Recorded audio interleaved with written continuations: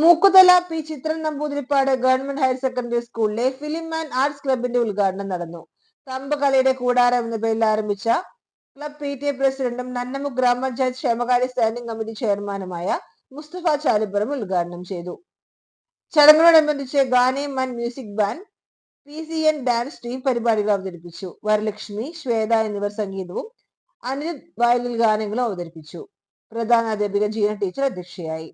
SRG convener PK Sasikumar, staff secretary TK Jayadev, deputy HM Raji teacher എന്നിവർ സംസാരിച്ചു. ചിത്രകലാ അധ്യാപകൻ സംഗീത് ലാൽ സ്വാഗതവും ആർട്സ് ക്ലബ് സെക്രട്ടറി അനന്യ നന്ദിയും പറഞ്ഞു.